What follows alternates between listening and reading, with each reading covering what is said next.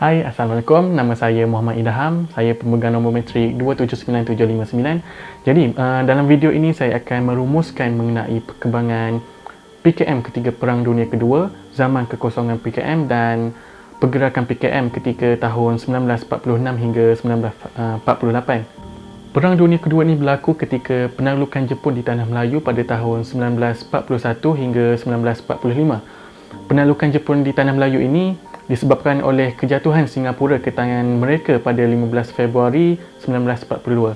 Ini telah menyebabkan PKM dan British sama-sama berganding bahu untuk menentang Jepun.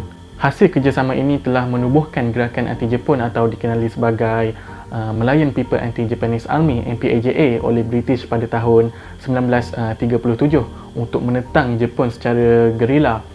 Melalui penubuhan MPAJA ini, mereka telah mendapat bantuan makanan, bantuan ubat-ubatan, bekalan senjata api, latihan ketenteraan dari Force 136. Pasukan Force 136 telah ditubuhkan oleh British pada tahun 1943. Pasukan ini banyak mendapatkan maklumat tentang Jepun melalui pihak MPAJA. Jadi mana-mana mereka yang merupakan penyokong Jepun di Tanah Melayu akan diseksa dan dibunuh oleh gerakan tersebut. Dasar PKM bekerjasama dengan British semasa Perang Dunia Kedua menjadikan pengaruhnya semakin meluas.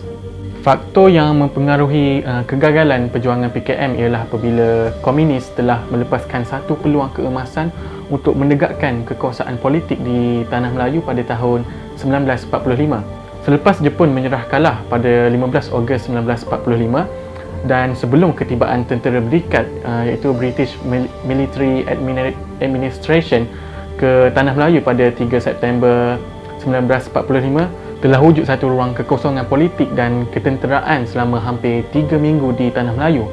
Namun demikian, PKM tidak mengambil kesempatan ini untuk menubuhkan Republik Komunis, tetapi menjalankan kegiatan membalas dendam serta membunuh orang yang telah bersepakat untuk bekerjasama dengan pihak Jepun ketika perang. Komunis juga menyerbu penduduk kampung, merampas barangan dan harta penduduk, menangkap mereka yang bersubahat dengan Jepun, mengadakan pembicaraan sendiri serta menjatuhkan hukuman ke atas mereka. Malahan komunis turut memasuki kampung Melayu untuk menubuhkan pertubuhan, mengutip yuran keahlian dan derma, dan memberi ceramah serta menyebarkan propaganda anti-British kepada penduduk. 32 tindakan komunis itu bukan sahaja menyebabkan timbul rasa tidak puas hati rakyat dan kebencian pada penduduk, malah juga membawa kepada berlakunya kekacauan dengan meluas di Tanah Melayu. Dengan itu, PKM telah melepaskan satu peluang yang baik untuk menguasai Tanah Melayu. Sebaliknya, tindakan PKM itu telah menyebabkan penduduk menjauhkan diri pada mereka. Pada tahun 1946, mereka PKM telah menjadi pasukan yang paling kuat. Ketika ini, Jepun baru saja kalah dan British tidak boleh masuk lagi ketika itu di Tanah Melayu. PKM ini menjadi pasukan yang paling kuat di Tanah Melayu dan pada masa ini juga, Chin Peng dilantik menjadi ketua PKM. Chin Peng ni berasal daripada Perak dan dialah yang pegang parti komunis ini. Beliau amatlah kejam dan mengamalkan dasar ketenteraan, pemberontakan secara terbuka, membunuh, menculik, merosakkan harta benda, ugut dan sebagainya. Jadi itu adalah kerja PKM sehingga beliau dan ahli PKM ini diharamkan serta dihalau keluar oleh kerajaan British. Jadi apabila datangnya BMA iaitu pentadbiran tentera British ke Tanah Melayu dan mereka mula membubarkan semula MPAJA dan meminta mereka menyerah diri serta mengembalikan semula peralatan senjata. Tapi ada di antara mereka yang menyerah diri, tetapi senjata mereka tidak diserahkan kepada tentera British. Senjata itu ditanam oleh mereka di dalam hutan dan disimpan di dalam hutan.